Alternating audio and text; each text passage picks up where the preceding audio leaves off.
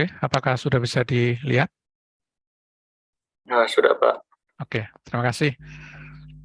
Kita segera mulai ya, sehingga makin cepat makin bagus, karena bertepatan dengan waktu makan terganggu konsentrasinya. Terima kasih. Assalamualaikum warahmatullahi wabarakatuh. Ya, lagi setelah UTS, semoga semuanya dalam keadaan sehat walafiat, tidak kurang suatu apapun, dan tetap semangat untuk menjalani setengah semester ke depan. Ya, jadi konteks mengenai MSP, kemudian lingkup-lingkup dasar untuk membentuk membangun bagaimana kita menggambarkan secara visual berdasarkan flowcharts, kemudian juga memakai beberapa diagram yang membantu kita memvisualisasikan konsep, ya. Kemudian juga bagaimana kita fokus untuk pengembangan model itu, ya, karena basisnya memang model Serari yang dikembangkan oleh Prof. Handoko, itu membuat model itu menjadi 3 modul utama, yaitu pertumbuhan, perkembangan, dan neraca air. Sehingga kita, ya, seperti sudah kami sampaikan sebelumnya, hanya menyentuh pada sekitar 1,5 level crop production level, yaitu mengenai yang terkait dengan potensial dan juga mendekati yang kedua karena sudah mulai dipengaruhi oleh kadar air, di mana itu dikuantifikasikan atau diintegrasikan ke dalam model itu melalui neraca air. Sehingga pertanyaan terakhir mengenai ujian itu semua teorinya sudah disampaikan. Kemudian sekarang, ya, setengah semester ini kita akan lebih kepada melakukan review dan pengayaan konten mengenai MSP ini dengan kita melihat beberapa potensi ataupun hal-hal yang telah dilakukan oleh para modeler dalam melakukan pemodelan ataupun mengaplikasikan model itu untuk berbagai keperluan manajemen. Untuk yang pertama ini, ya, dari hasil beberapa kali membaca, kemudian juga saya mendapatkan karena kalau ada di antara Anda ikut menjadi member grup untuk DSSAT, itu biasanya menerima beberapa postingan yang terkait dengan kebutuhan-kebutuhan kepakaran ataupun membutuhkan kita untuk ikut serta, ya, tentunya ini juga sifatnya kompetitif, untuk terlibat dalam beberapa kegiatan yang terkait dengan pemodelan tanaman. Nah, sekarang ini kemudian sebetulnya sudah lama ya, karena ini juga bukan hal yang baru, dari tahun 2000-an itu juga sudah berkembang, bahwa ada kesadaran crop modeling yang basisnya proses, ya. Kemudian kita di mata kuliah ini membasiskan pada pendekatan physiological determinant of crop growth, ya, atau plant growth, yang juga kemarin muncul di ujian, sehingga ada 5 leveling tadi, dan Anda diminta untuk menjelaskan serta menggambarkan bagaimana itu divisualisasikan dalam bentuk diagram. Nah, ada hal-hal yang menurut para ilmuwan modeling itu, ya, itu bisa ditingkatkan. Karena apa? Modeling, ya, konsepnya itu kan kalau kita berbasis kepada program, ya, itu adalah poin. Jadi satu titik lokasi, kemudian kita running, dan satu lokasi itu direpresentasikan oleh data-data lokasi. Apa sih data-data lokasi yang dipakai? Ya, nanti kita akan barangkali di belakang ataupun di pertemuan lain kita akan mengulik mengenai kebutuhan-kebutuhan data ini. Ataupun kalau tidak perlu, ya kita sudah secara lesan saja. Jadi data titik yang akan direpresentasikan untuk merunning model itu kekurangan kemampuan untuk menggambarkan, ya, menggambarkan sifat spasialnya. Tetapi kalau secara temporal itu kita bisa melihat karena otomatis di dalam model itu kan memulai dari nanam kemudian sampai panen. Artinya kita bicara sesuatu yang sifatnya temporal. Tetapi suatu lokasi biasanya itu hanya direpresentasikan oleh satu poin data. Ya. Kita mau membuat model untuk wilayah Kerawang, kemudian karena keterbatasan data-data yang sifatnya spasial, kita hanya memakai satu data, kemudian Kerawang itu direpresentasikan sebagai satu output dari model yang kita buat. Nah, padahal kita juga tahu bahwa ada karakteristik spasial nih antar lokasi. Ya, katakanlah ada 30 kecamatan. Orang mungkin yang tahu ya bahwa 5 kecamatan mempunyai karakteristik yang mirip. Ya, menjadi satu kelas. Kemudian ada 10 kecamatan lain lagi yang punya tipologi tertentu dan lain-lain. Sehingga di dalam satu area Kerawang tadi, ya, layaknya itu digambarkan oleh 5 ataupun 6 simulasi. Sehingga karakteristik tadi yang menentukan output itu bisa dimasukkan sebagai input di dalam model. Nah, tentunya teman-teman juga sudah paham apabila kita mencari data yang sifatnya spasial itu luar biasa membutuhkan effort yang besar.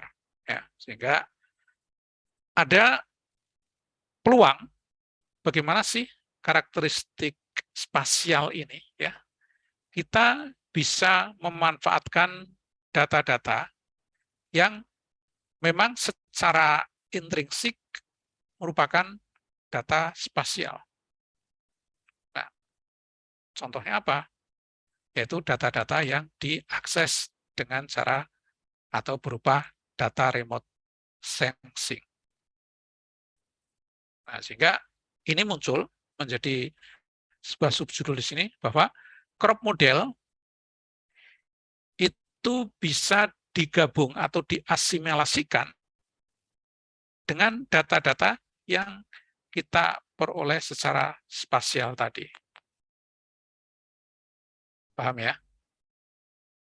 Jadi keterbatasan karakteristik spasial sebetulnya kan karena inputnya yang kita tidak mampu untuk membuat input itu spesifik. Sehingga luasan yang sebetulnya terdiri dari ragam karakteristik tadi itu hanya dibagi oleh satu poin data. Nah, itu kan tentunya kurang tepat. Apalagi kalau kita menginginkan adanya suatu yang kita sebut sebagai pertanian presisi. Nah, arah ke sana ya, yang sudah juga kita bahas secara sekilas pada saat saya bicara di mata kuliah agrometeorologi.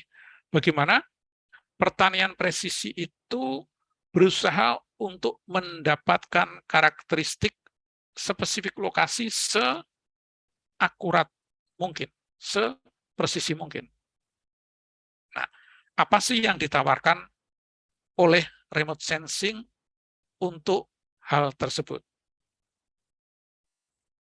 Ya. Ini kalau Anda mencari ya, kalau di internet, kemudian untuk topik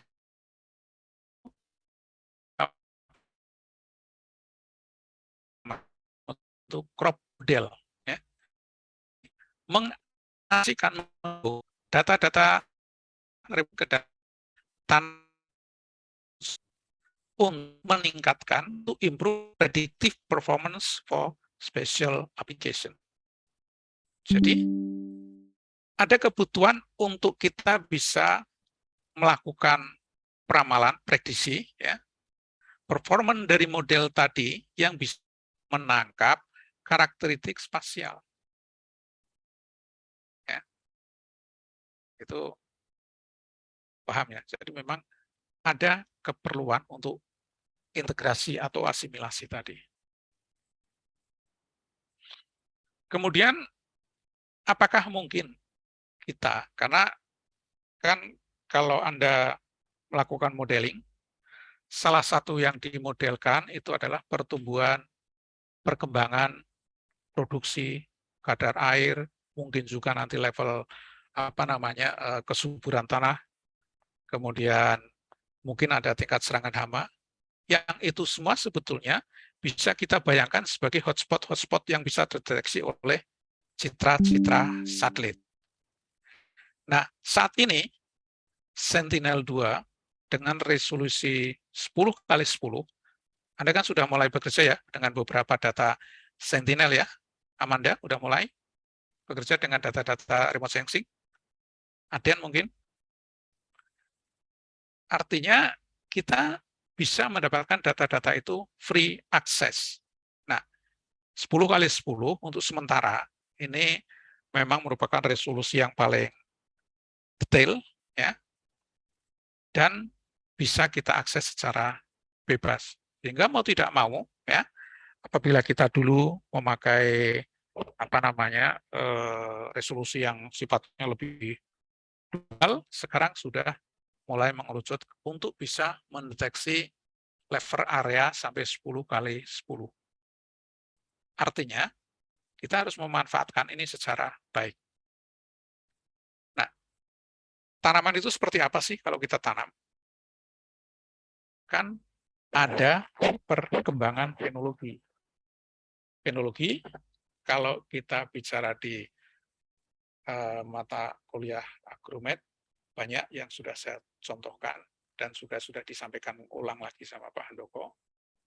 Untuk tanaman padi, ya, kita bisa melihat dari mulai tanam seedling, kemudian muncul daun, kemudian sampai pembungaan dan panen. Artinya, mungkinkah kita bisa mengembangkan ya, algoritma yang mereplikasi pertumbuhan tanaman itu berbasis kepada data. Mata atau data yang diekstrak sebagai bentuk image ya atau citra dengan data satelit itu adalah sesuatu fakta. Nah, fakta ini yang harus kita analisis untuk memberikan gambaran sesuai dengan kebutuhan kita. Dalam hal ini kita menginginkan untuk mengetahui fenologi tanaman. Bisa nggak? Kan pertanyaan seperti itu. Nah, biasanya kalau anak IPB ditanya bisa, nah, baru mikir tuh, gimana caranya? Ya udah, yang penting kita bisa dulu. Ya. Tapi intinya ya memang, karena apa? Dengan data satelit Sentinel, ada yang sudah tahu, Sentinel itu memotret atau mengambil citra di suatu tempat, itu setiap berapa hari sekali?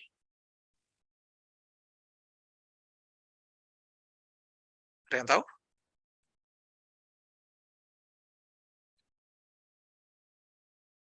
Halo? Brian ini biasanya tahu nih, Brian. Berapa hari sekali, Brian? Sentinel. Saya kurang tahu ya, Pak ya. Oh, ini belum dapat satelit sama Pak Idung. Belum pernah dengar soal Sentinel sih, Pak. Oke, jadi Sentinel itu dulu kan kita ada Citra Landsat, kemudian Sentinel ya. Jadi yang terbaru itu yang kita bisa akses dengan resolusi 10x10 itu namanya Sentinel. Nah, itu ada Sentinel A sama Sentinel B. Oke, sementara itu. Ada yang tahu berapa hari sekali dia memotret, katakanlah dia lewat kemudian Bogor, terpotret, itu setiap berapa hari sekali?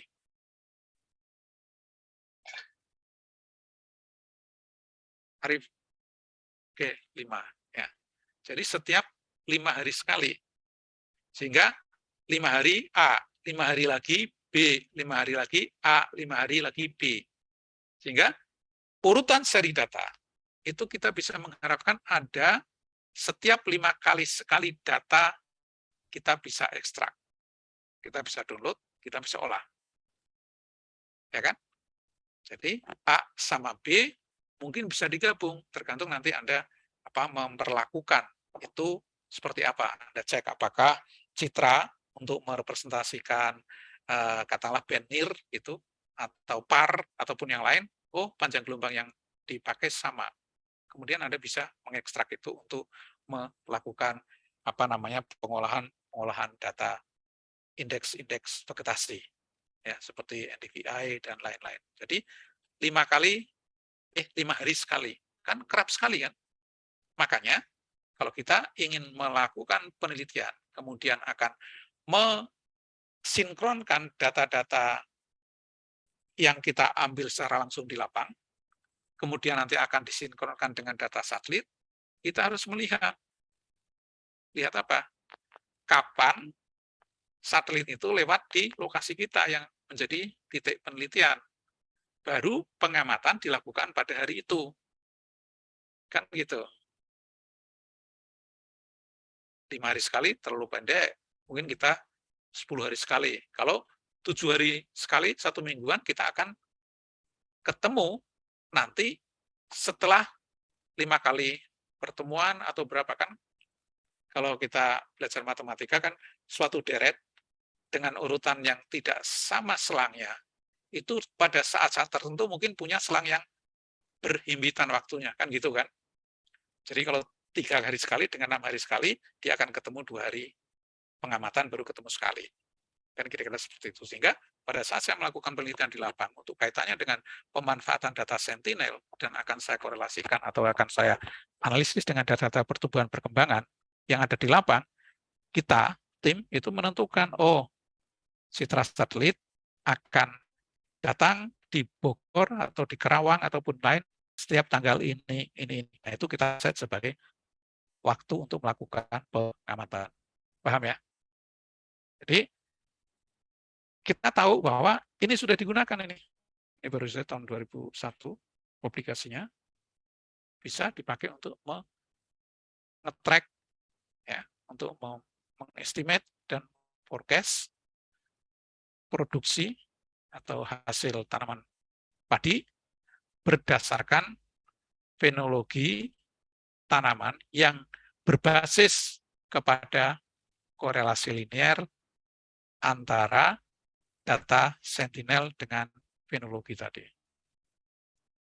Nah, nanti Anda akan mencari kira-kira apa ya, pengamatan apa yang bisa dipakai untuk bahwa Sentinel tadi, ya, gambarannya, citranya setelah kita olah, bisa menggambarkan fenologi. Nah, fenologi kan penting itu dalam model, ya kan? Karena apa?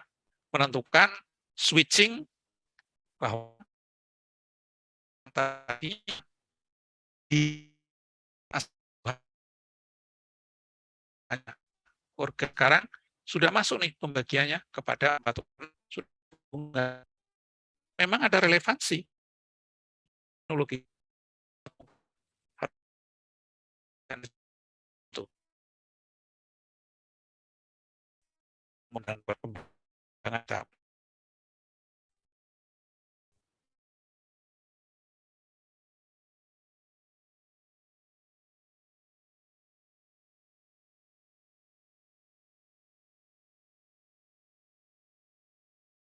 sekian banyak interaksi dalam sistem pertanian.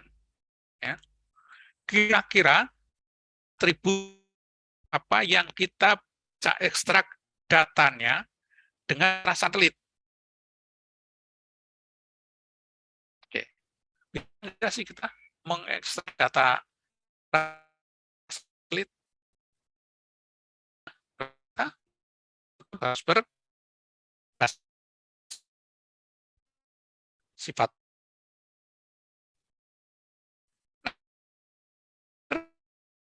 tanah kita apakah ada cita yang band spektralnya itu memberikan karakteristik yang distinct atas berbeda cita yang ada di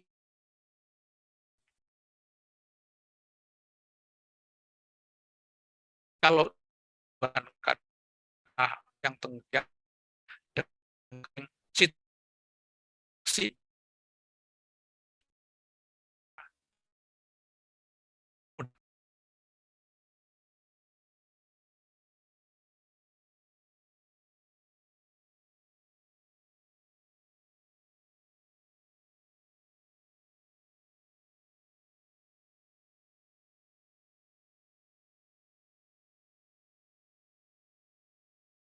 Nah, pertanyaan tadi kan fenologi. Fenologi adalah kalau disebutkan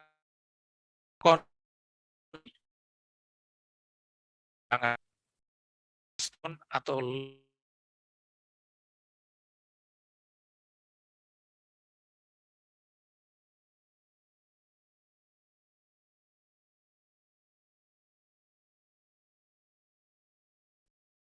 yang khas apabila dikaji dengan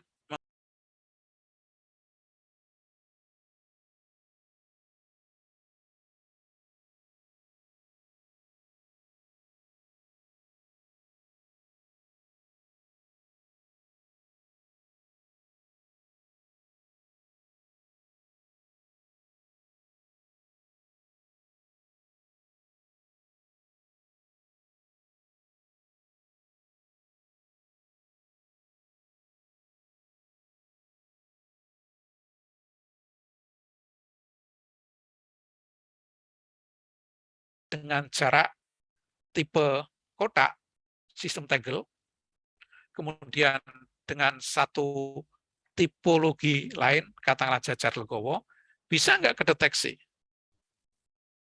Kan seperti itu. Nah, kalau bisa berarti ya udah kita bisa memanfaatkan citra satelit untuk keperluan identifikasi secara presisi karakteristik yang ada di lahan. Nah, pertanyaan lain lagi, sekarang ini ya saya barusan juga kan melakukan pembimbingan dengan mahasiswa yang melakukan skripsi, ya menggabungkan antara simulasi model dengan citra satelit untuk melakukan estimasi produksi atau estimasi produktivitas. Oke. Nah, kemudian dia menggunakan data, kalau untuk model berarti kan data dari stasiun, ada data Januari, Februari, dan seterusnya, data harian.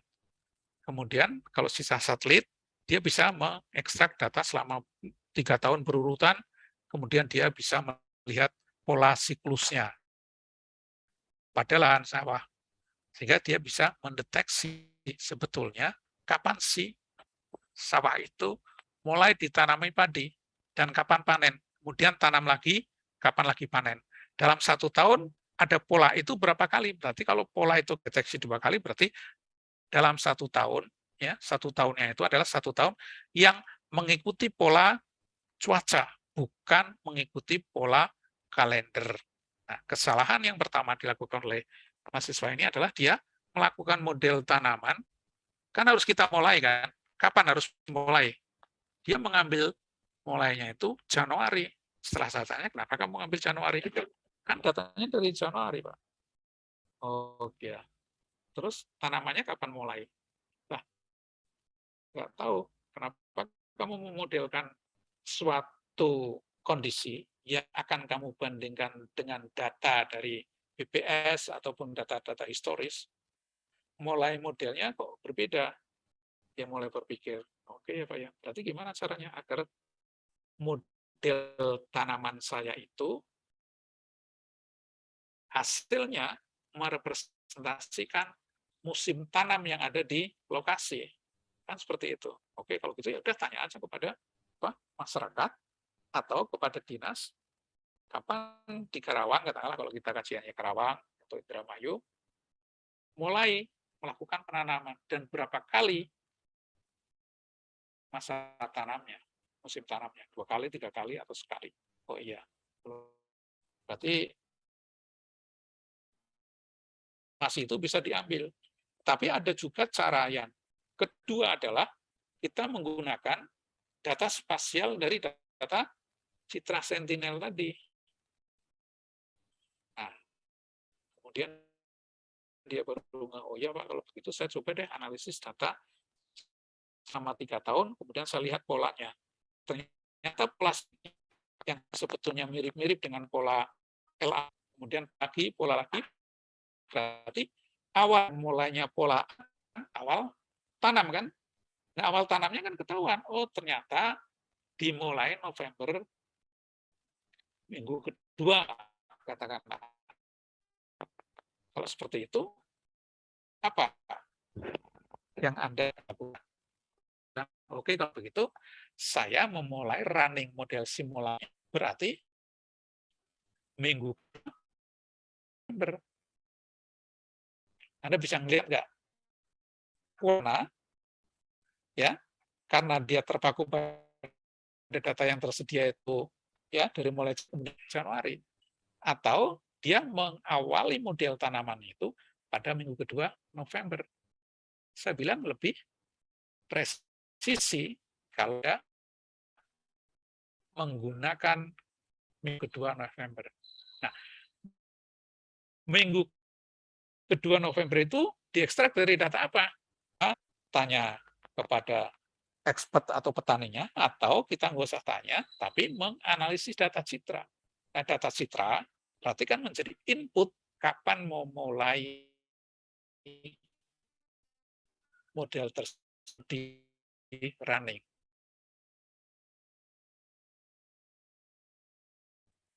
Kan semua, berarti kalau awal, nanti kan 1,5 bulan dari aktual cuaca yang ada di sana.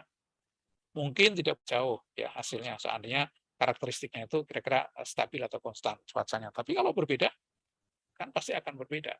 Nah, hal-hal seperti inilah yang membuat kenapa kita perlu melakukan asimilasi data yang bisa menangkap pola, spasialnya dapat, temporalnya juga dapat. Di mana data satelit tadi bisa menggambarkan data temporal, ya, dari pola siklusnya tadi. Kan begitu. Oke, dari sini ada yang mau ditanyakan? Dipahami ya? Oke, kita lanjut. Nah, ini adalah gambaran ya, yang cukup lengkap mengenai ya diagram atau struktur dari model tanaman padi. Model tanaman padi ini Anda bisa melihat mana yang menggambarkan proses, mana yang status variabelnya itu sebetulnya bisa dideteksi oleh bantuan citra satelit. Nah, kalau dari sini, ya dari konsep ini, kira-kira bagian mana, kan saya sudah menerangkan tadi, yang bisa diganti inputnya itu dengan data dari satelit. Ada yang bisa menangkap, kira-kira, oh Pak, data ini mungkin bisa kita substitusi dengan data satelit.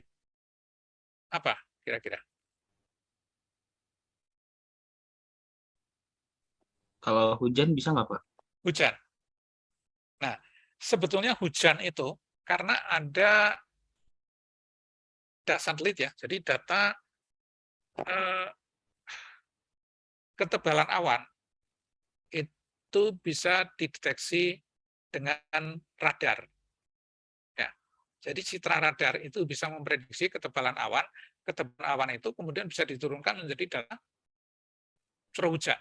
Nah, kalau kita mau mengintegrasikan data radar yang sebetulnya juga citra dalam tanda petik juga kan satelit, cuman dia kan beaming dari daratan ya, itu bisa juga. Nah, pertanyaannya bisa nggak kita mendeteksi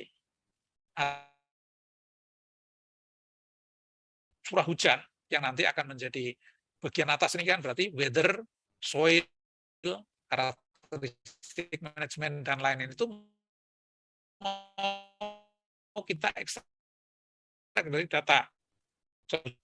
Kalau persis itu saya bisa menjawab secara detail, tapi berdasarkan apa yang saya pahami, curah hujan itu bisa diprediksi dengan data, katakanlah data radar. Jadi ada precipitable water dengan ketebalan karakteristik awan tertentu. Tapi jatuhnya di mana, kan kita nggak tahu. Ya, jadi harus ada model tambahan untuk bisa memprediksi berapa milimeter yang sampai ke lahan yang kita akan modelkan. Nah, kalau itu ada, ketemu, oke, bisa. Kira-kira apa lagi? Ya, jadi tadi ada istilahnya mungkin bukan hanya curah hujan saja, apakah kita bisa mengidentifikasi kebutuhan dari iklim itu dari data satelit. Ya. Untuk data weather, sebetulnya mungkin Anda sudah mengenal, ada solar power, NASA Power, udah pernah dengar data NASA Power? Pernah, Sudah, Pak. Pak. Nah, pernah kan? Coba yang sudah pernah, apa yang Anda ketahui tentang NASA Power? Mungkin Anda juga akan gunakan untuk praktikum nanti, pada saat Anda mengekstrak data kebutuhannya. Apa?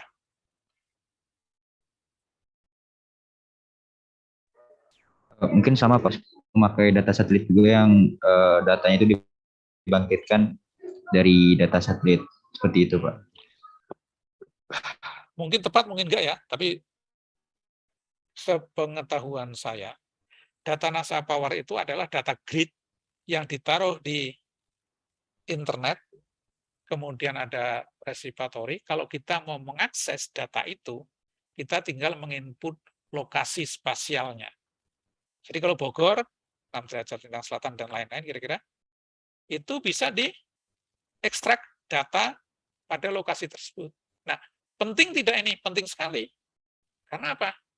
Yang tadinya kita tidak bisa mengintegrasikan data secara spasial, jadi kalau Bogor itu cuma satu stasiun, maka kita bisa memasukkan ya koordinat Bogor Utara, Bogor Tengah, Bogor Timur, dan lain-lain, dan itu akan keluar data hasil bangkitan dari NASA Power tadi.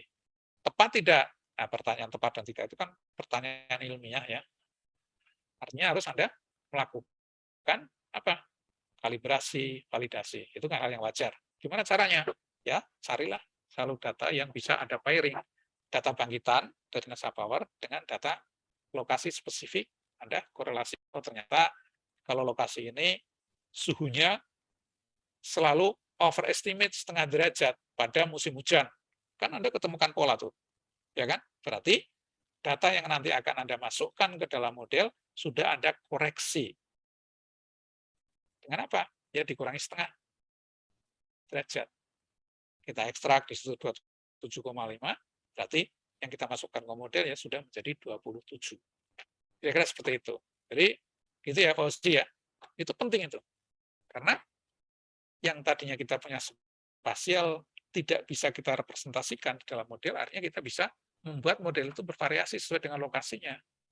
Salah satu yang menjadi input utama adalah kondisi weather-nya kan. Weather-nya bisa. Tapi itu bukan data citra. Paham ya, Ozi ya? Oke. Selanjutnya kira-kira apa lagi yang bisa kita ekstrak dari sini merupakan data citra?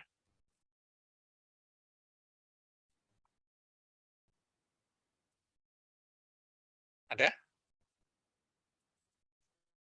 Soil water balance mungkin Pak. Water balance. Nah, ini soil water balance itu sebetulnya kan merupakan apa namanya di model kita perlu input apa saja. Kan ada perlu curah hujan, kemudian karakteristik apa namanya fisik tanah, ya kan? Kemudian ada intersepsi dan lain-lain. Itu hitungan daripada water balance. Tetapi water balance ini sebetulnya kan terrefleksikan dalam kondisi basah atau keringnya permukaan. Ya kan? Nah, basah atau keringnya permukaan itu ternyata memang ada indeks yang bisa dipakai untuk mengekstrak itu. Ya, Anda nanti bisa cari apa sih karakteristik apa namanya indeks-indeks vegetasi atau indeks-indeks yang diturunkan dari data citra satelit yang bisa menentukan atau mengestimasi kadar air tanah. Sebenarnya water balance itu kan end goals-nya itu menentukan kadar air tanah kan. Sehingga sebenarnya kalau kita tahu kadar air tanahnya, kita nggak usah membuat water balance. Kita bypass aja dengan itu, citra satelit. Jadi bisa.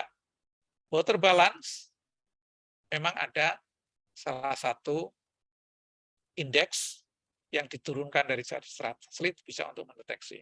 Nah, masalah akurasi tadi kan pertanyaannya ya untuk mengakuratkan ya kita harus punya pairing data, estimasi dengan data aktual hasil pengukuran. Korelasinya seperti apa?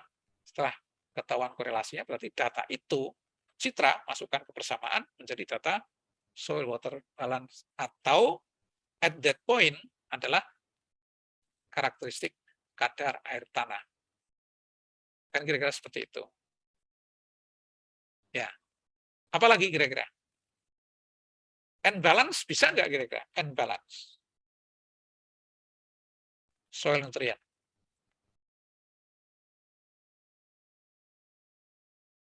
Bisa nggak? Menurut Amanda, bisa nggak Amanda? Untuk ngetes atau mendeteksi tingkat kesuburan atau kandungan nitrogen tanah. Kira-kira bisa nggak? Amanda? Amanda hadir, Amanda? Yusrina? Bisa nggak?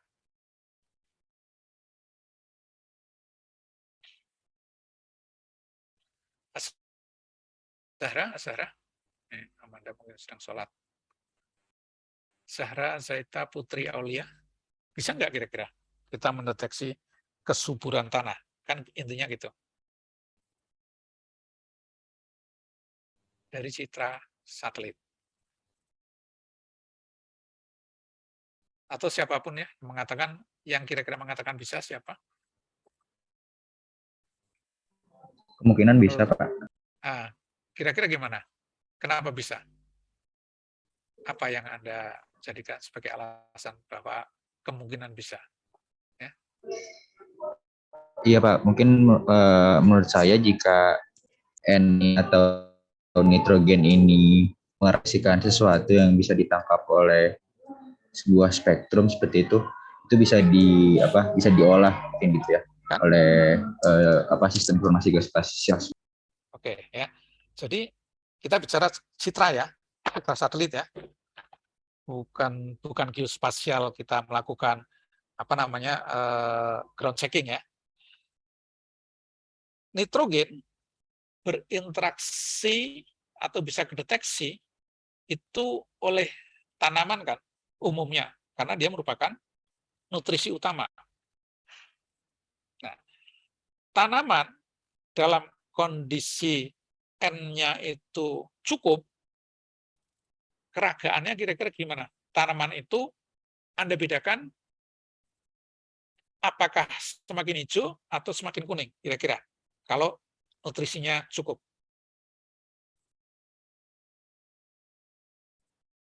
Hijau apa kuning? Kondisi. Semakin hijau adanya. Jadi kalau semakin hijau artinya apa? Berarti bisa karena spektral yang ditangkap itu adalah reflektan daripada permukaan kan. Hijau dengan kuning itu pasti berbeda karakteristiknya. Baik itu katakanlah kita memakai NDVI ya yang kita harus paham. Pasti berbeda nilainya. Berarti pada saat ada tanaman kita bisa mendeteksi kadar N dari tingkat kehijauannya.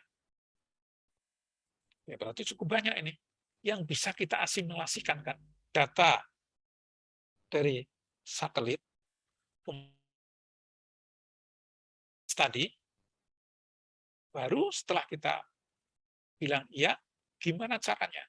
Oke, sekarang satu lagi. Dari sini yang mana lagi nih? Dari gambar ini yang kita bisa ekstrak datanya dari citra satelit. Tadi development, kemudian soil water, kemudian N, kemudian mungkin weather tadi itu. Kemudian manajemen ya, barangkali bisa. Selain itu apa? Jelas itu. Apa yang Anda bisa deteksi? Dan merupakan input utama dari model. Dari gambar ini. Maaf, saya minum. Biomasa mungkin Pak. Biomasa oke, ya biomasa. And produk ya, jadi standing condition ya, dan bukan merupakan input kan, tapi dia output kan untuk model. Selain biomasa apa? Kalau biomasa berarti kan ada leaf, stem, roots, panicle ya. Nah, dari sini input yang menentukan proses apa? Yang menentukan laju dari sini. Kalau biomasa kan hasil daripada laju yang sudah dibagi dari gambar ini. Bisa kedeteksi nggak?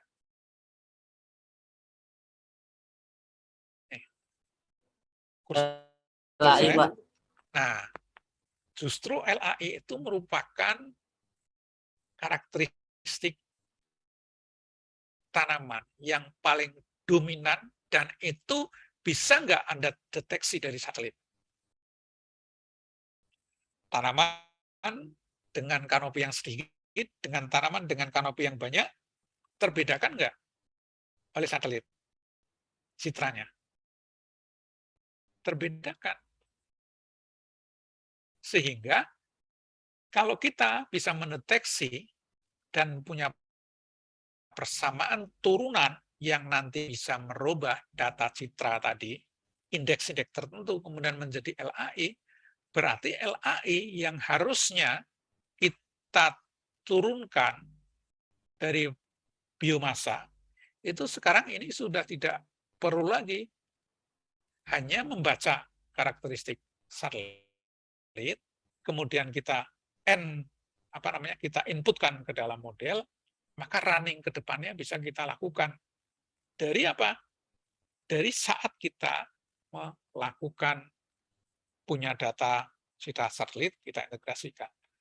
Tetapi harus juga disadari bahwa pada saat kita melakukan penginderaan atau penganalisisan data yang tadi setiap 5 hari, mungkin hari ini sudah pada stage yang mendekati pembungaan, katakanlah. Berarti kita kan kehilangan state awalnya kan. Nah, state awal tadi harus kita integrasikan dengan metode-metode sehingga kita juga bisa mendeteksi dari citra satelit itu seperti yang saya ceritakan tadi pada saat salah satu kakak kelas Anda melakukan pemodelan. Kapan tanaman, dalam hal ini katakanlah padi, itu ditanam di situ dengan pendekatan kita melihat polanya.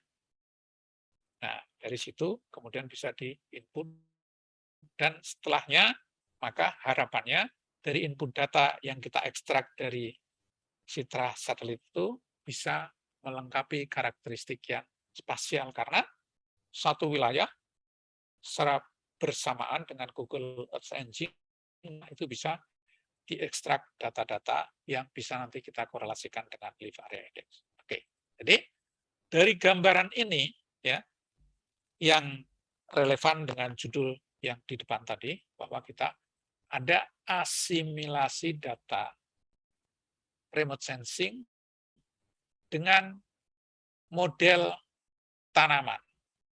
Itu manfaat yang besar. Karena apa?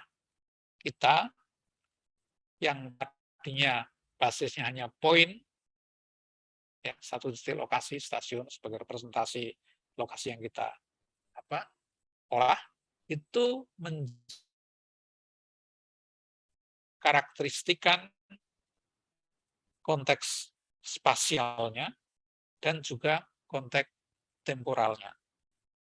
Kan jadi menarik, ya. Tampilan itu menjadi gambaran peta. Jadi mapping itu bisa dimungkinkan apabila kita dengan benar mengintegrasikan data-data yang karakternya spasial. Nah, data spasial itu tadi NASA Power katakanlah kita karena ada poin yang sifatnya geolocation, kemudian memberikan data bangkitan berupa data weather.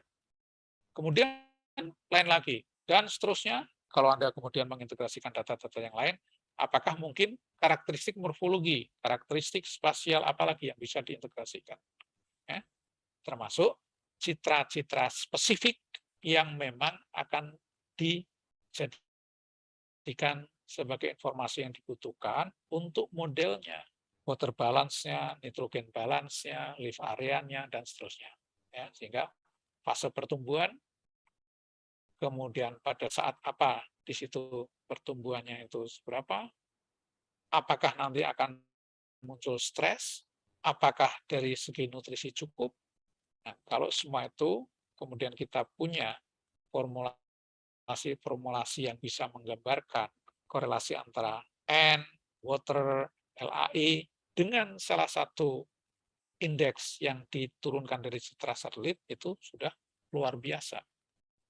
Nah, ini yang sekarang ini menjadi tren untuk itu, sehingga kalau Anda ya kemudian ada banyak tawaran-tawaran untuk terlibat di kegiatan itu. Ini adalah karakteristik natural dari leaf area index. Nah, kalau seperti ini, begitu dilihat dari mata satelit, ini secara otomatis akan berbeda dan akan tergambar sebagai citra yang memang punya pola, kan gitu. Kalau ada pola, berarti kita bisa mengkorelasikan antara pola natural dengan pola yang tadi. Nah, ujungnya nanti kalau kita sudah bisa secara spasial mendeteksi karakteristik variabilitas yang lebih teliti, ya, antar tempat, antar lokasi, antar waktu, dan itu diintegrasikan menjadi model yang punya kemampuan untuk prediktif, nanti tentunya bisa dijadikan sebagai basis untuk melakukan pengelolaan. Nah, pengelolaan yang didasarkan pada informasi-informasi yang tepat, baik secara temporal ataupun spasial, itu mengarah kepada pertanian presisi, precision agriculture. Ya, nanti yang detail-detailnya ini Anda bisa baca, ya, kenapa kita perlu, ya, bahwa keragaman temporal ataupun spasial itu, kondisi yang beragam itu harus kita dapatkan dan kita gambarkan secara tepat di model kita. Ya. Bagaimana mengintegrasikan model yang kita kontekskan dalam pertanian presisi. Nah, pertanian presisi pasti mengkaitkan dalam pengembangannya itu ataupun dalam aplikasinya harus ada data collection atau bagaimana pengumpulan data itu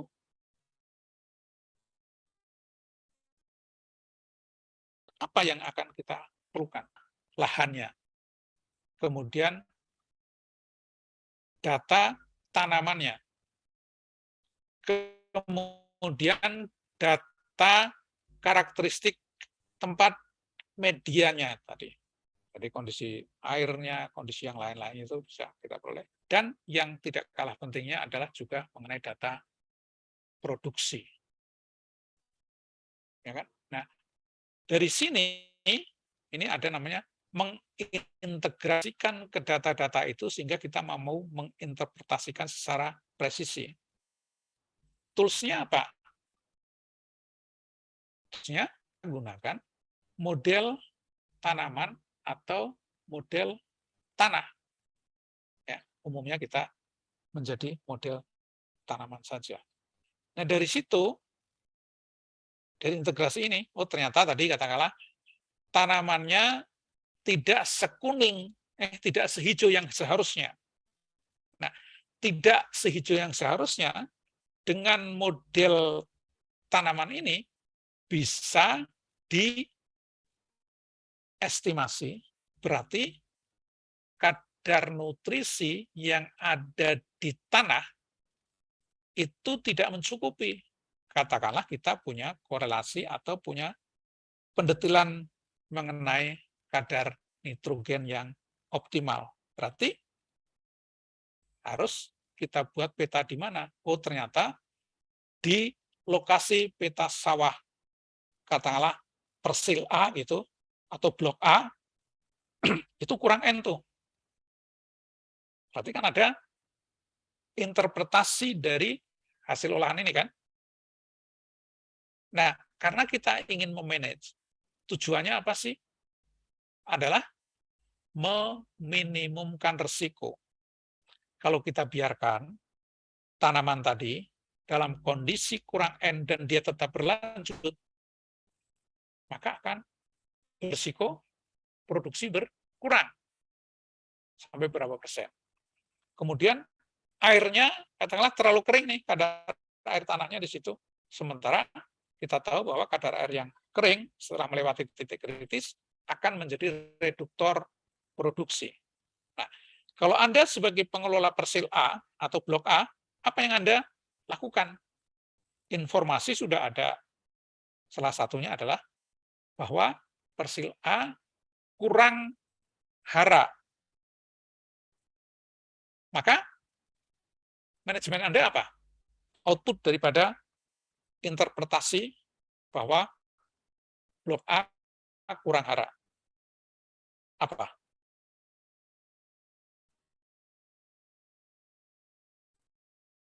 Ada nggak aksi yang harus Anda lakukan?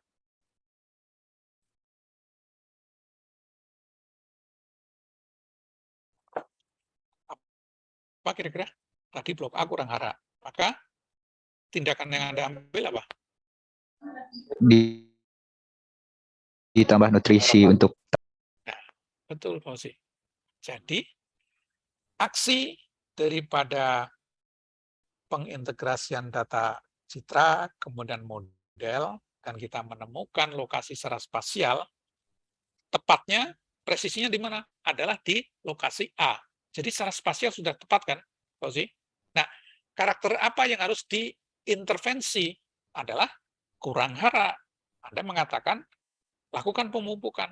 Mupuknya di mana? Di blok apa? yang tadi, Pak. Blok A berarti kan? Iya, Pak. Nggak akan presisi nggak? Secara lokasi Cukup presisi, tepat, Pak. ya kan? Secara lokasi tepat, secara kebutuhan tepat. Nah, itulah kira-kira gambarannya. Sehingga, kalau gitu powerful banget ini. Konteks apabila kita bisa mengintegrasikan dan mengembangkan ya, berbagai macam pengetahuan. Karena yang sifatnya visual sebenarnya kan, kita kan kalau citra itu kan tidak bohong. Dia fakta kan.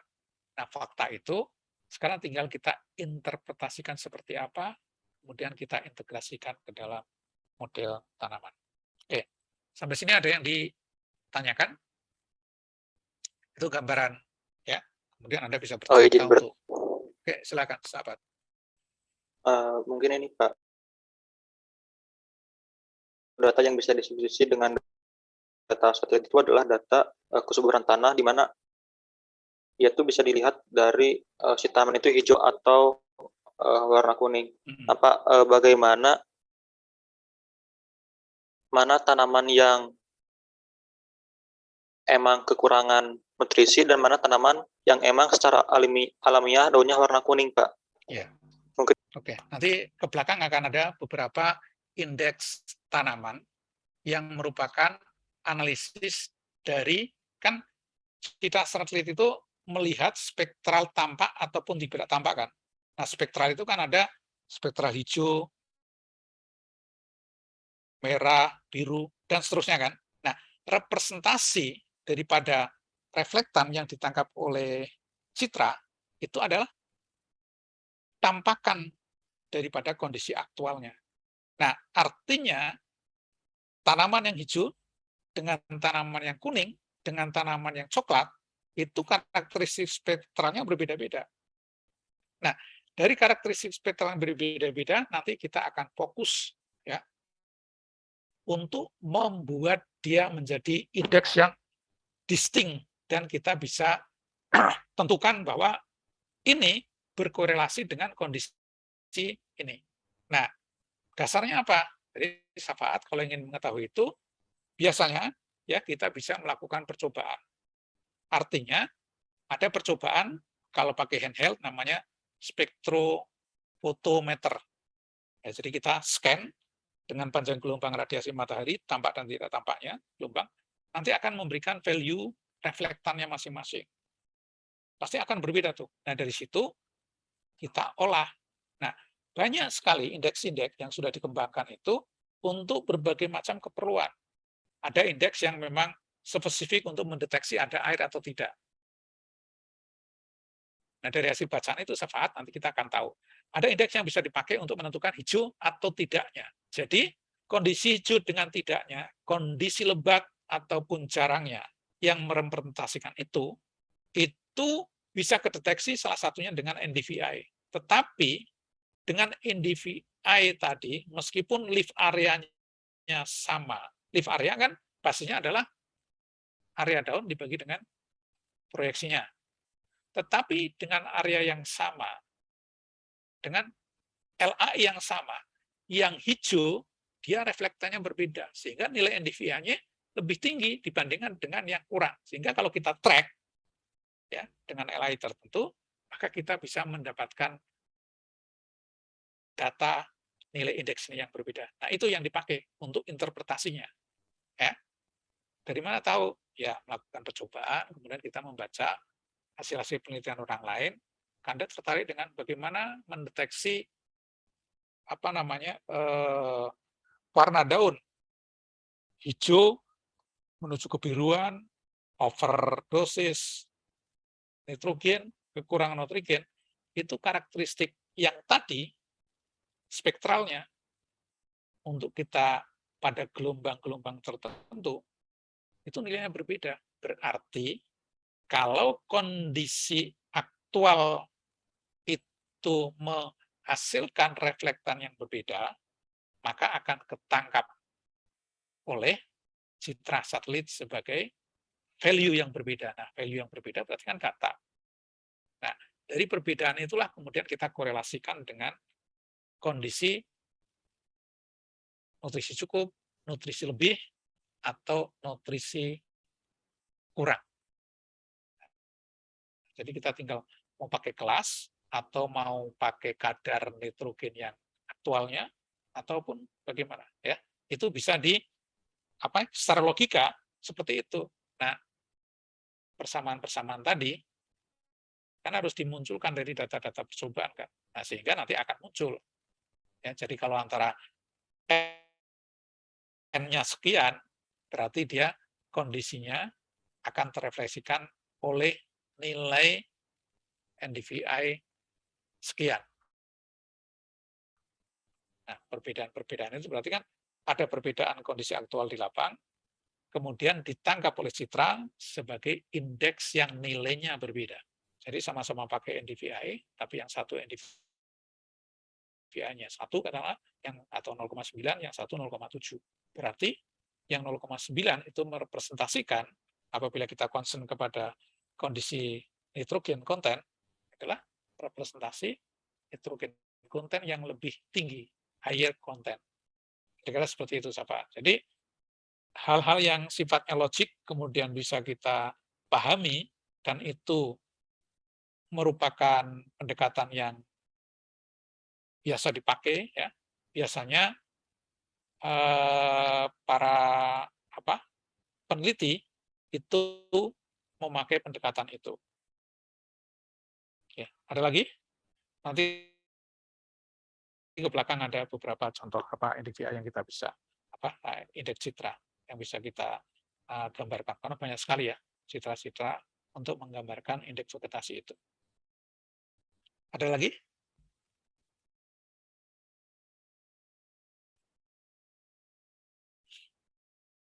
Selanjutnya.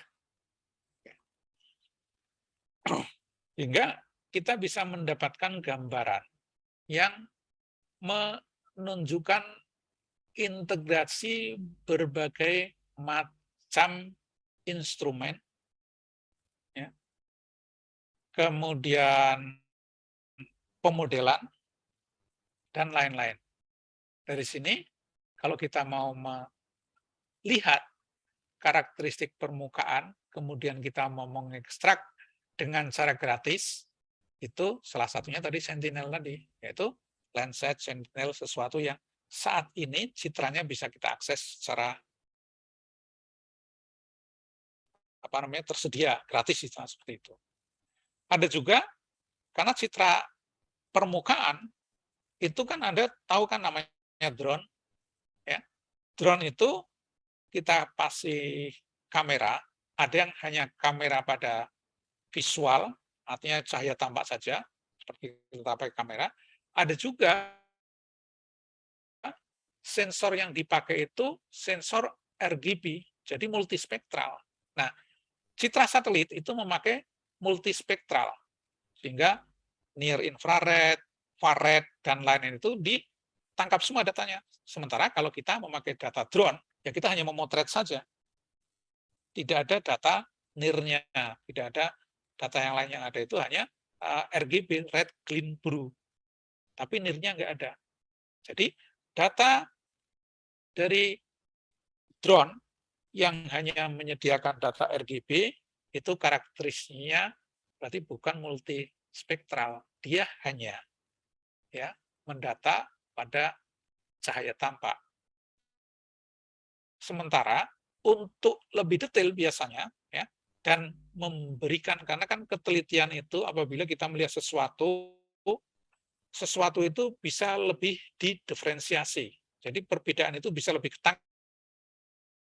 Gunakan hanya RGB itu tidak seteliti apabila kita menggunakan gelombang near katakanlah. Berarti kalau itu memang diperlukan dan kita ingin mengakses data permukaan secara langsung, maka drone yang kita pakai harus juga menyediakan drone multispektral. Jadi kameranya diganti. Sehingga dia bisa memberikan data di luar cahaya tampak. Nah, tentunya menjadi lebih mahal karena drone itu bisa sampai 100 jutaan katanya untuk mendapatkan data multispektral tadi. Oke. Nah, konteksnya apa? Kalau kita bisa mengendalikan ini, berarti kan ada di dalam kendali kita. Sehingga kita punya luasan lahan yang banyak, kita nerbangin drone, kita bisa melihat karakteristik secara spasial yang ada di lahan kita. Artinya, kita punya kontrol, kita punya alat monitoring, kita juga punya alat planning. Planning itu salah satunya, oh di sebelah sana kurang air, berarti lokasi blok C katakanlah harus dihidupkan kerannya. Nah, kerannya kan bisa dikontrol secara otomatis, secara remote kan. Oke, di sana bisa dikontrol. Nah, konteks-konteks seperti itulah yang membuat ya precision agriculture itu menjadi menarik dan kelihatan modern. Ya. Orang kemana-mana, ya memang sih ada cangkul, kemudian ada yang lain-lain, tetapi controllingnya itu kita sudah dibantu oleh model. Ya, jadi bukan hanya pandangan-pandangan visual yang sifatnya judgment, tetapi judgment tadi sudah kita modelkan menjadi sebuah decision support system, modeling base, spasial, temporalnya itu kita integrasikan menjadi sebuah program.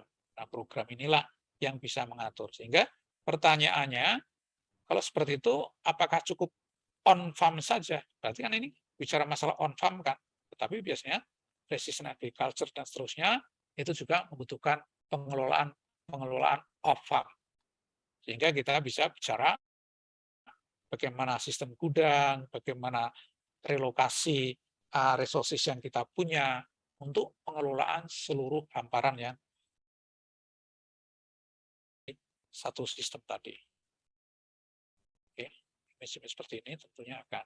Nah, sehingga apa sih yang perlu diintegrasikan untuk kita bisa secara teoris, tadi kan, menarik ini, karena mengintegrasikan beberapa teknologi. Teknologinya apa aja? Nah, yang pertama adalah model tanaman. Karena model tanaman itu kita bisa mengintegrasikan karakteristik yang non-image. Jadi tadi iklim, cuaca terutama yang menentukan karakteristik tanaman secara aktual kan cuaca salah satunya. Itu diintegrasikan di dalam model. Nah, kemudian kalau kita ingin mengetahui kadar air tanah, bisa dari citra satelit, bisa juga kita memasang sensor kadar air tanah di suatu lokasi tertentu. Nah, itu nanti bisa di-fed, diintegrasikan ke dalam model. Sehingga model itu ya yang kemarin pada saat kita bicara minggu lalu atau sebelum UTS, kan ada perubahan kadar air tanah kan, turunnya adalah sebanyak ETP atau kebutuhan ETC-nya. Dia akan kembali kepada kondisi titik layu kapasitas lapang apabila ada irigasi kan. Nah, irigasinya kan bisa diatur. Turun 5 mili, kita tambah 5 mili. Terlalu sering. Ya kan? Sehingga kita membuat satu selang buffer yang kita tahu bahwa penurunan itu tidak mengganggu produktivitas, mungkin setelah turun 25 mm baru kita on-kan. Nah, itu basisnya adalah sensor. Ya kan? Drone, remote sensing, GIS, penginderaan jauh, tadi sudah Anda bayangkan. Nah, semuanya itu kan harus menjadi sebuah tools dalam genggaman kita. Hingga sekarang ini anak-anak yang tahu model, kemudian dia ingin sesuatu yang kelihatannya itu advance, dia akan membuat model. Model apa? Bisa mobile, IoT, smartphone, artificial intelligence, machine learning, itu sekarang sudah menjadi sebuah hal yang keseharian. Untuk apa? Ya, ada banyak sekarang perusahaan-perusahaan yang mengembangkan precision agriculture ini. Basisnya ya yang tadi, yang awal-awal tadi. Kemudian kalau kita ingin menggerakkan sesuatu dan kita mau santai-santai saja, ya, yang bisa sebagai aplikator. Berarti kan sifatnya robotik, dikendalikan dari jarak jauh, remote, atau dia otomatisasi, sehingga dia melakukan, kalau otomatisasi itu biasanya kan berbasis kepada logic on off, berhenti bergerak, dan lain-lain seperti itu. Ya, aspek-aspek robotika untuk aplikasi daripada resources yang dibutuhkan. Kan sekarang kita sudah tahu, ada robot yang bisa dipakai untuk ngepel ya, ada robot yang bisa dipakai untuk nyemprot, ada robot ataupun mesin-mesin tertentu yang punya spesifik task, tanam benih, semprot, pupuk, itu sudah semua bisa dilakukan. Ya, kan jadi menarik. Jadi kita petani seolah-olah keren ya, karena kita hanya main HP saja, semuanya sudah bisa dikerjakan.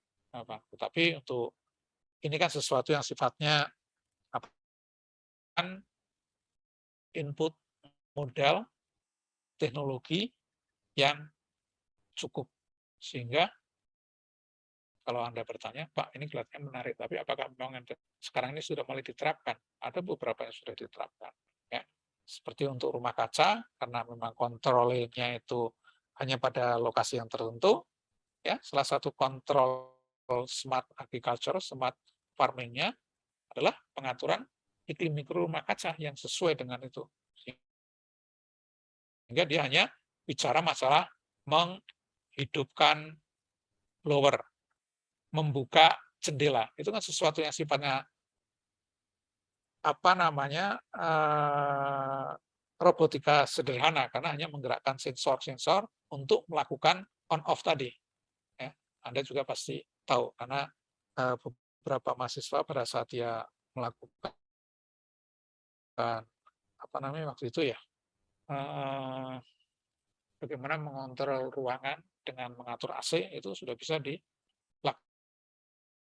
dari pada saat saya menjadi juri apa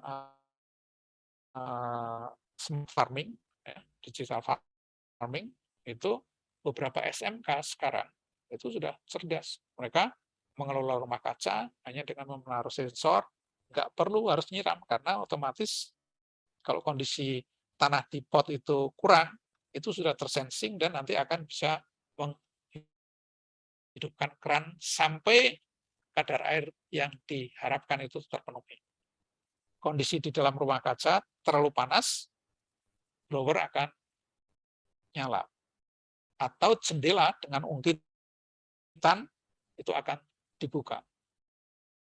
Itu anak-anak SMK sekarang sudah mainnya di situ. Oke. Ada domain, model dan seterusnya. Nanti ini ada baca saja ini. Oke. Sehingga konteks daripada pengintegrasian itu tadi ada yang sifatnya pengukurannya itu in situ, kemudian ada juga melakukan pengembangan sensor untuk kebutuhan khusus, kemudian mengembangkan algoritma yang bisa mendiferensiasi kondisi yang ada, yaitu kaitannya dengan pengukuran-pengukuran agar itu bisa dijadikan sebagai input untuk model. Nah, setelah itu nanti akan dipakai untuk menentukan manajemen. Manajemen tadi kan muncul di, katakanlah kalau di gambar tadi ada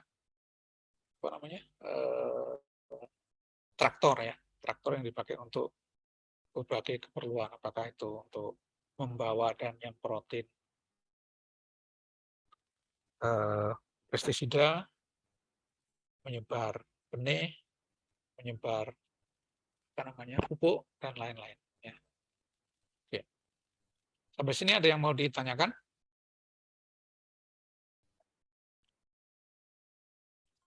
Kalau gitu saya langsung saja ya. Ini hal yang sifatnya umum. Kemudian saya, karena sebenarnya pengulangan-pengulangan aja yang ada di depan. Oke. Secara konsep, untuk mengintegrasikan data-data dari satelit atau remote sensing, kemudian nanti diintegrasikan dengan model, maka modelnya itu akan salah satu daripada model tanaman akan menggunakan data yang dibangkitkan atau dianalisis dari citra satelit. Nah, untuk membangun adanya korelasi, adanya persamaan, berarti kita kan harus membuat. Nah, percobaan itu sedapat mungkin akan menjawab kebutuhan. Jadi, misal, tadi kan pertanyaannya, apakah bisa kita membuat satu algoritma yang nanti akan dipakai, sehingga algoritma tersebut bisa mendeteksi perbedaan kondisi kecukupan hara di dalam tanaman. Itu pertanyaan satu. Sehingga setting percobaannya seperti apa? Nah, cukup atau lebih atau kurang dari hara, katakanlah kita mau nanam padi. Sebenarnya berapa sih hara di suatu wilayah yang dikatakan cukup? Nah, hara di suatu wilayah, Bogor, Kerawang, Indramayu, itu Departemen Pertanian itu sudah mempunyai dosis standar untuk variabilitas lokasi yang ada di Indonesia atau lahan sawah. Majoritasnya itu sudah punya dosis pemupukan. Nah, dosis pemupukan standar berarti kalau kita melakukan penanaman, dengan dosis yang sesuai dengan aturan dari Departemen Pertanian, kita katakan itu adalah standar kecukupannya. Kalau kita lebihkan, berarti apa? Over kan? Kalau kita kurangkan dari dosis itu, berarti defisiensi. Nah, settingnya seperti apa? Berarti kalau kita ingin mengetahui karakteristik tanaman yang berbeda-beda akibat adanya kondisi kecukupan tadi, saya akan membuat percobaan dengan perlakuan level pupuk yang berbeda. Level pupuk berbeda kan sangat banyak ya.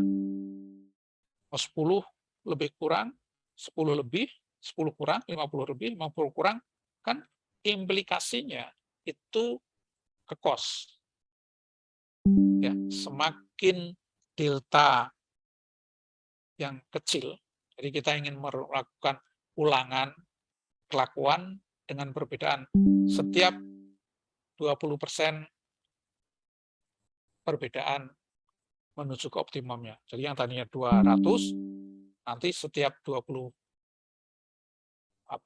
kilo, berarti ada 180, ada 160, ada 140, kan kira-kira seperti itu dosisnya. Lebihnya berarti 220, 240, 260. Kan banyak sekali ya. Ini biasanya nggak akan mampu dilakukan oleh para peneliti untuk membuat level kedetilan seperti itu. Kan gitu. Sehingga kita akhirnya ya hanya melakukan mungkin 3 level pupuk. Nah, kira-kira seperti itu. Nah, demikian juga apabila kita tahu bahwa di masyarakat itu ada pola tanam yang berbeda-beda. Ada yang namanya sistem ujur sangkar, ya, kotak, jadi 25x25. Ada yang sistemnya jejer legowo, ada yang sistemnya jejer manten atau double seedling. Nah, berarti kita bisa membuat itu menjadi sebuah perlakuan. Nah, perlakuannya berarti 3 cara tanam. Anda ingin mengetahui lagi apakah nanti satelit itu bisa enggak sih membedakan yang satu ini Inpari, yang satu IR64, yang satu Pandanwangi, yang satu Rojo Lele, yang satu Raja apa macam-macam ya. Kita itu ada 100-an lebih varietas.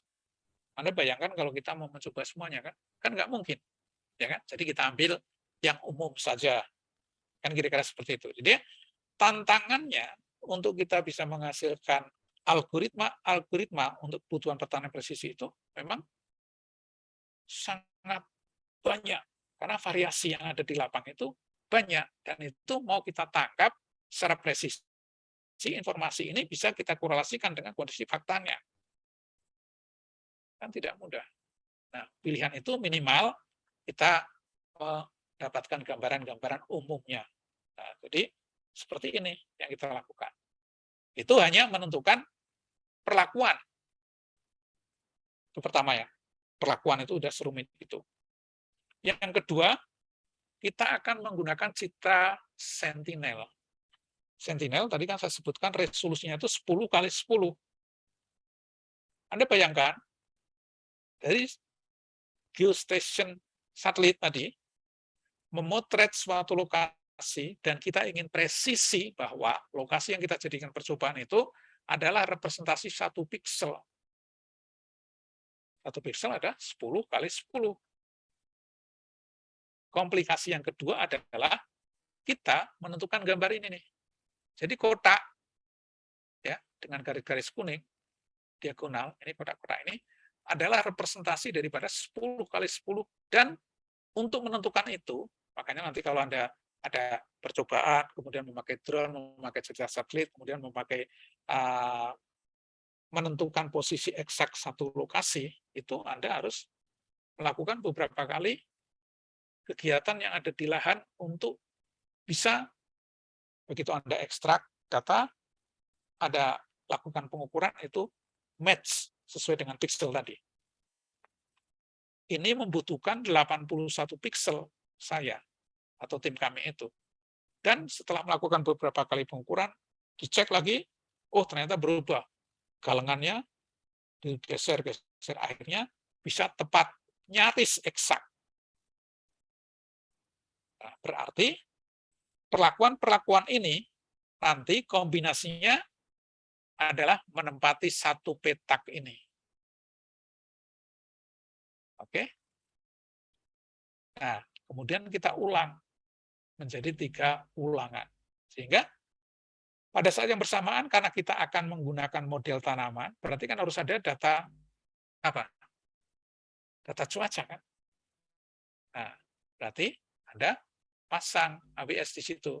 Kita memakai AWS yang ada di departemen. Tapi departemen waktu itu kan nggak ada sensor radiasinya kan. Kemudian kita beli sensor radiasi, maka datanya menjadi lengkap untuk kebutuhan input tanaman yang kita sudah pelajari. Radiasi, suhu, kelembapan, kecepatan angin, dan lain-lain itu ada di sini. Ya kan? Nah, kalau ingin lebih tahu lagi bahwa reflektan di situ ada namanya handheld. Ya, jadi ada spektrofotometer yang bisa membaca reflektan ya secara multispektral, maka kita ke sawah dan kita klip, kemudian kita bisa ukur reflektannya berapa. Ini ketelitiannya bisa ditangkap dengan drone pada ketinggian tertentu, sehingga kalau drone itu kan resolusinya itu sekitar berapa? 2 sentimeter persegi, ya.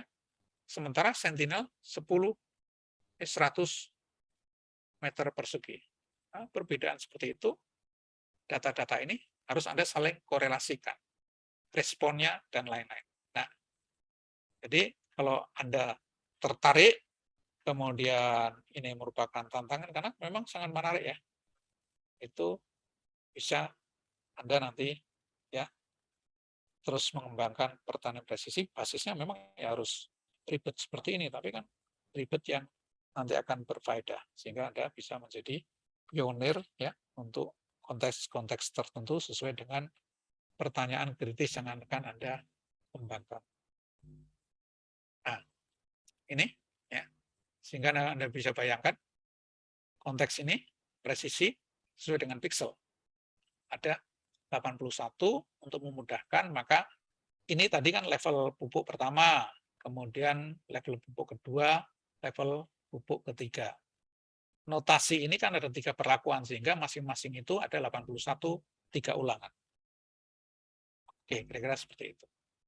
Menarik ya, ini apa namanya datanya terlalu banyak, dan kalau kita apa namanya animasikan, kira-kira seperti itu lokasi penelitiannya, ada 81 plot. Setelah diukur, berarti kan sudah kita hitung reflektan signature-nya. Dalam hal ini adalah kita hanya olah untuk di sini, tampilkan adalah NDVI. Apakah berubah? Nah, kalau Anda melihat perubahan seperti ini, itu dari karakteristik tanaman, itu mereplikasi apa kira-kira? Yang sebelah kiri atas.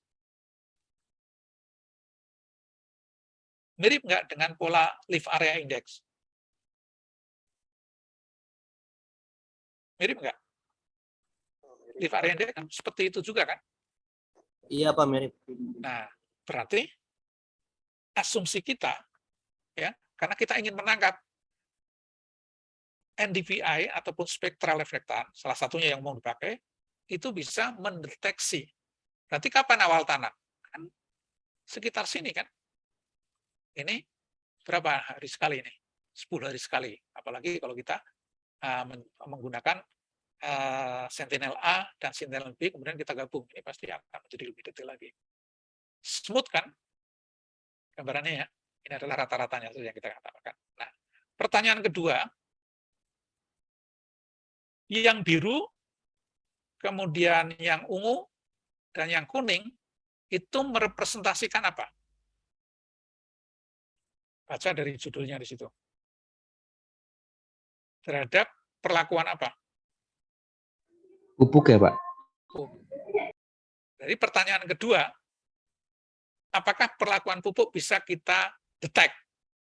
Tanaman yang kita lebihi pupuk, tanaman yang normal, sama tanaman yang kita beri perlakuan kurang pupuk.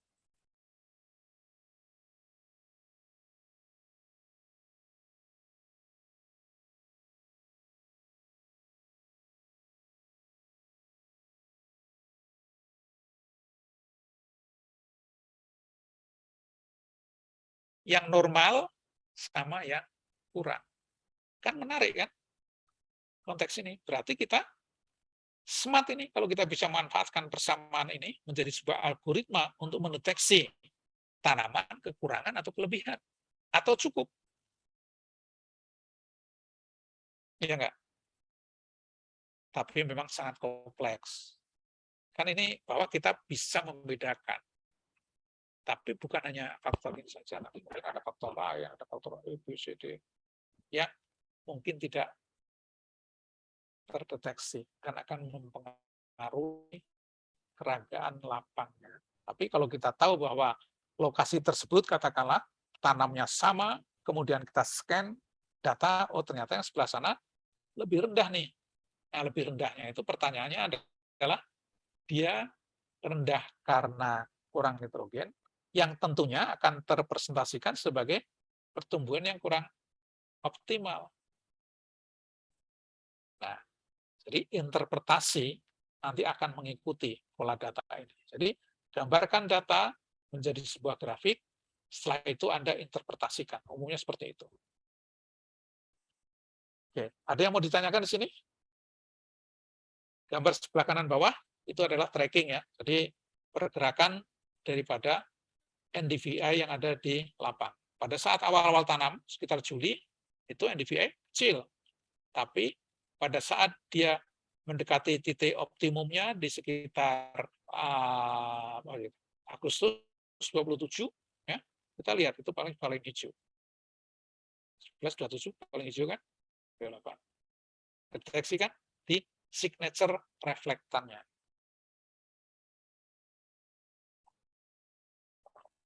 Sehingga pertanyaan kita, apakah kita bisa menentukan fase? Kan tadi pertanyaan fase kan, dari reflektan kan? Deteksinya ada di sebelah kiri nih. Jadi, growth and development. Oh, ternyata planting representasinya NDVI rendah nih. Kemudian tillering, elongation, vegetative maksimum, flowering, sampai filling seed, dan seterusnya. Kan menarik. Jadi memang karakteristik dinamik yang ada di lahan itu bisa kedeteksi oleh citra satelit.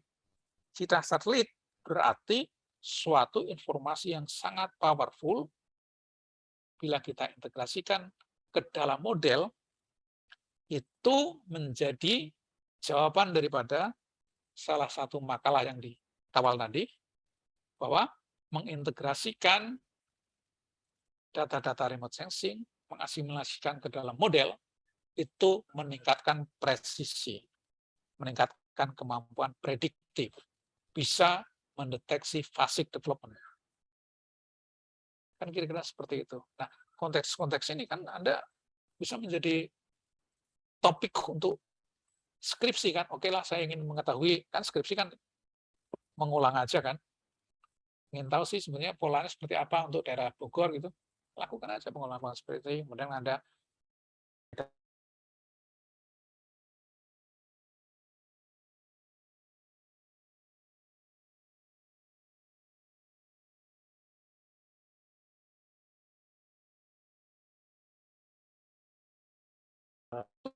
hasil daripada model yang Anda lakukan itu bisa dipertanggungjawabkan karena menangkap pola-pola dinamika natural yang ada ini. Nah, pola yang ada tadi dibantu atau ditentukan oleh citra dan juga oleh model. Kan menarik. Nah, ini ada salah satu mahasiswa kita. Nah, dari model ini ada yang mengambil bahwa nilai maksimum ini menentukan pola produksinya. Jadi ada persamaan simpel saja, nilai maksimum masuk ke dalam persamaan menjadi produksi. Nah, itu adalah poin-poin yang menjadi bahasan di sini. jam berapa? Sekarang udah selesai ya berarti? Udah habis ya waktunya. Nanti kita lanjutkan karena memang ini hal yang menurut saya ya kan ada anak muda, sehingga hal yang seperti ini ya sebenarnya menarik ya kalau untuk melakukan pencangkulan dan lain-lain sebenarnya merupakan integrasi daripada fakta usaha tani ya. Tapi kalau Anda mengintegrasikan hal-hal yang sudah dibantu oleh IoT, smartphone, ya, smart smart apps ya, apps dan lain-lain ini menjadi lebih menarik. Oke, saya cukupkan sekian. Kalau ada pertanyaan, silakan.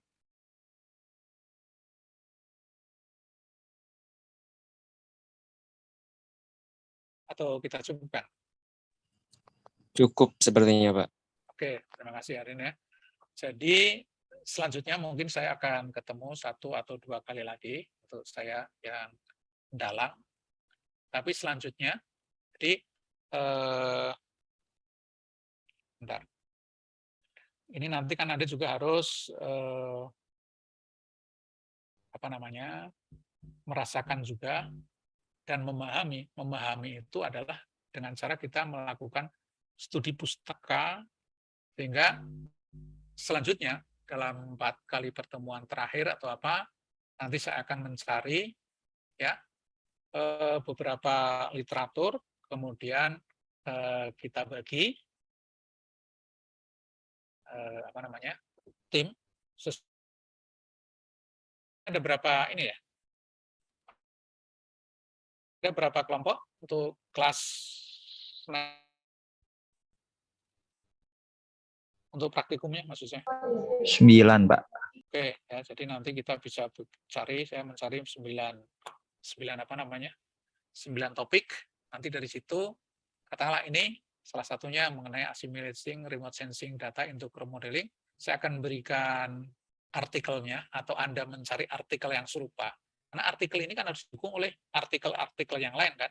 Jadi saya berikan artikel utama, Anda cari artikel yang lainnya, Anda ekstrak menjadi sebuah paparan, ya, paparan. Jadi mungkin sebaiknya saya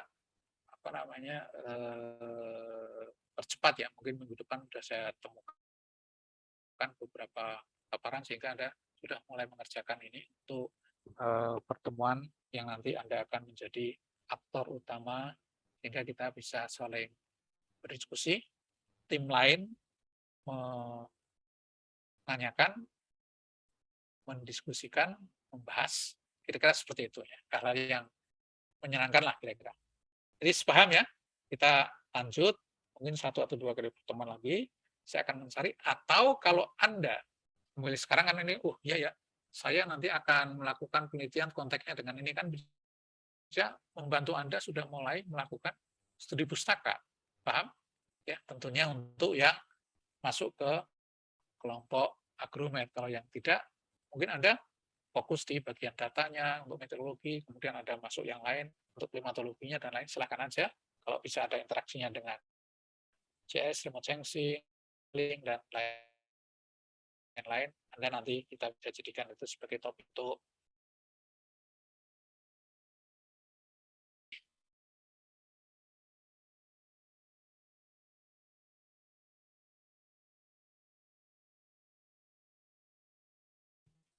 Terima kasih Syafaat ya telah membantu saya untuk menyiapkan dan memberikan informasi ini ke teman-teman sekalian. Saya akhiri, tetap sehat, semangat, wassalamualaikum.